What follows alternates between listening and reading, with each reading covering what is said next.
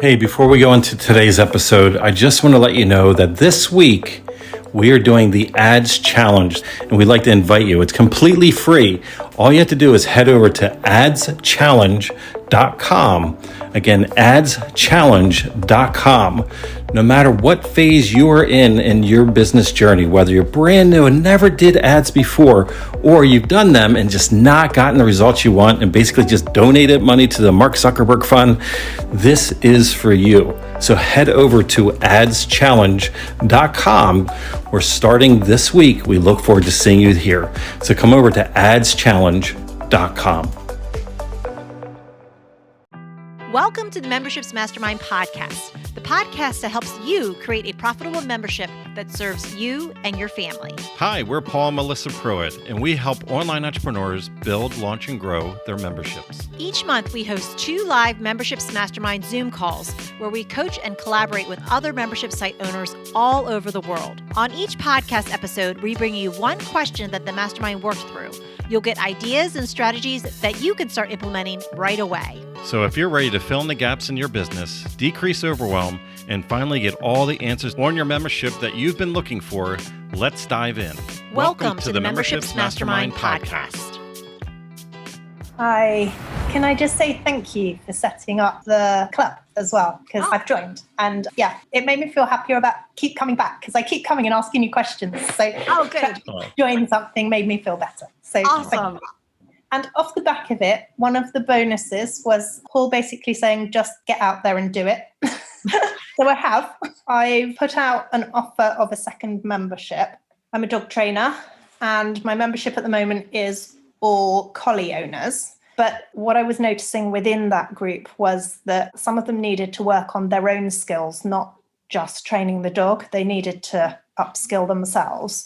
So the second membership is about dog training skills. So not teaching the dog how to do stuff, but teaching the person how to train the dog. So I offered it to my membership. I've sold 24 spots. And it starts on the 1st of January. So thank you. It was listening to your bonus that gave me a kick up the bum to do it. Was that the idea of the launch? The idea of the launch bonus? Yeah.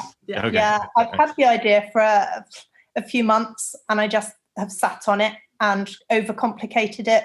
And I wasn't 100% clear. I put it out there to them, and all the questions that they asked me helped to clarify then my sales page. Yep. So it was ever going circle.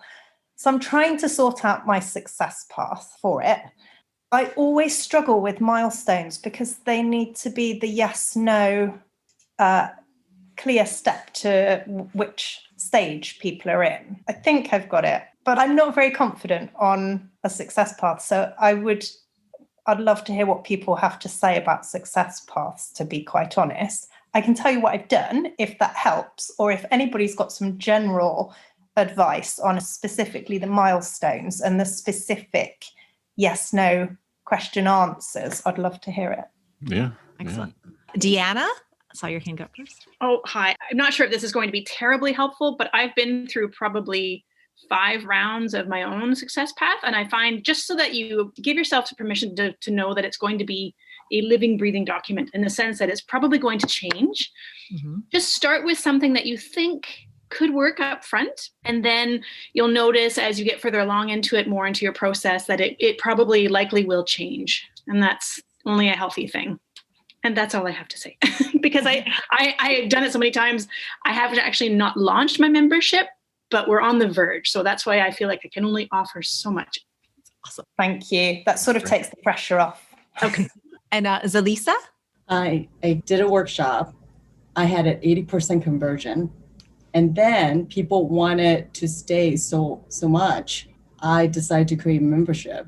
And I have many versions of my success path done for different type of membership. And for this particular one, all I did was I created 5 major boxes, categories of my success path. And I said, I have very detailed, concrete ideas. I wireframe for the first 3, but the last 2, I'm not really sure. And if you are part of the initial pilot group, you get to help me design it. And it's only been 2 days. I have a 70% conversion rate.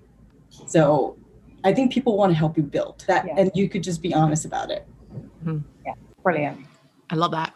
All right. Awesome. Do you have any input on? I'll just piggyback. I mean, again, it's a living, breathing thing as far as with those milestones. But again, when you have the members in there, I think you're gonna discover pretty quickly what those milestones are, because they're going to be the questions that keep coming up over and over and over again, and you're answering all the time. And so just make note of that, like the challenges, the obstacles that keep coming up and showing up all the time, because those can be points as you go through that challenge. Okay, if they can get past this piece, that would be like a really good milestone to move on to the next piece. So just pay attention to them. I think you have like well, you said you already had some loose ideas. I would just go with that, but then also just be really excited and open with your members. Let them know that they're going to be part of something really amazing. You're going to build it together. And as you observe them and the work that they do, then they're going to give you the answers too for the milestones, because that feedback that they'll give you will allow you to kind of see,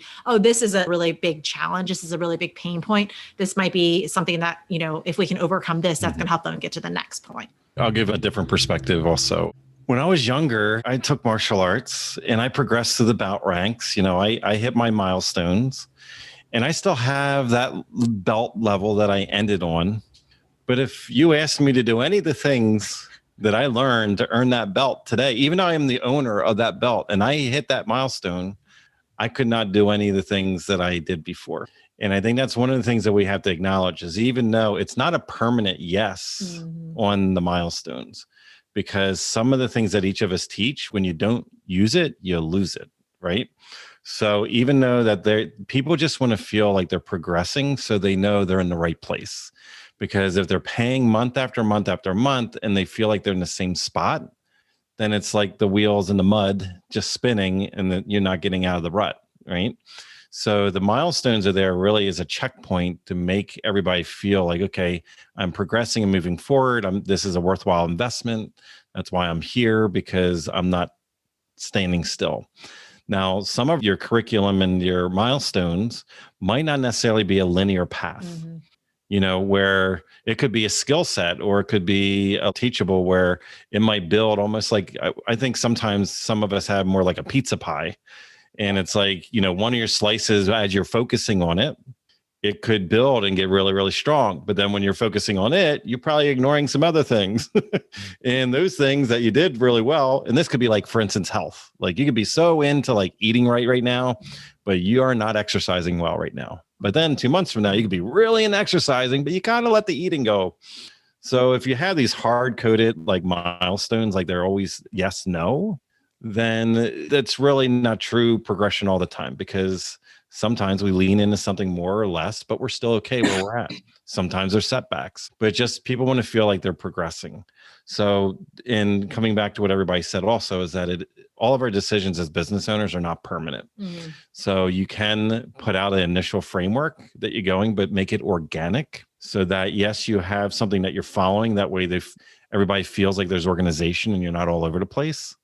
But then also allow it to be a living document where as you're ebbing and flowing, you can pivot, you can adjust, and you can make things make sense. But the interesting thing for a lot of us, we're the ones that are more focused a lot of times on these milestones and on like the showing this A to Z type thing.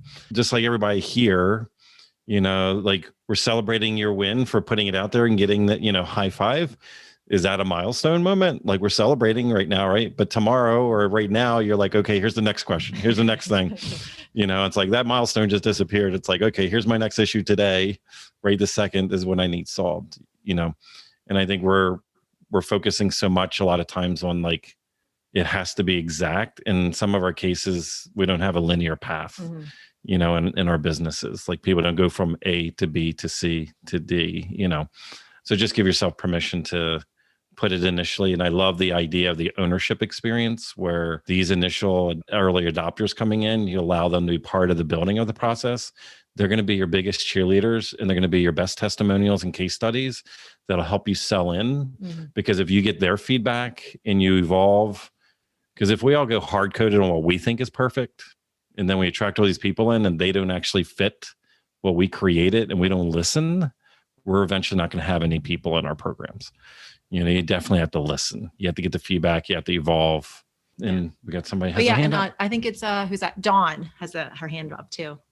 Hey, yeah. So I just had a question because I am a dog owner and I have a special needs dog and it's my first dog and I had to learn a lot about training. So what differentiates the people who need the training that the trainers need versus, your current membership? Like, is it consistency? Do they need certain techniques or tools? Do they need to have a different approach to communication? Like, these are all things. What is your philosophy? Like, I had to go with the no free lunches philosophy, things like that. What that maybe might help you answering those questions could help you mold that path a little bit further. That was it was exactly what you're saying is what my present membership is what I identified in them. So some of them, although they're owners and they don't want to be a trainer, they were stuck at self-analyzing what they were doing. So they can post videos of training their dog in collie membership for feedback. And quite often it would be a mechanical thing that they were doing. So I could say to them, if you reward here rather than where you are, and then all of a sudden it worked. And they've become so interested in now the intricacies of the training because they realize that it helps their dogs so much more. So they're becoming mini trainers. And it's that sort of person. Whereas in the big wide world, usually that's only offered to trainers. Whereas if you've got a complicated dog, you sort of need that to help you out, which you obviously understand. Like new feedback loops. And she's 11 now, and I now know how to create new feedback loops, even as a senior. So anyhow, I hope that was a little bit of some helpful questions. Thank you. Thank Excellent. you, everyone. Thank you. Awesome. Congratulations again on not overthinking it and launching and putting out there. You amazing. create a new opportunity. That's awesome. If you enjoyed this podcast, then join us on our free live Zoom calls twice a month. You'll get to ask your membership questions and hang out with awesome membership owner peeps. Just sign up to be notified at membershipsmastermind.com.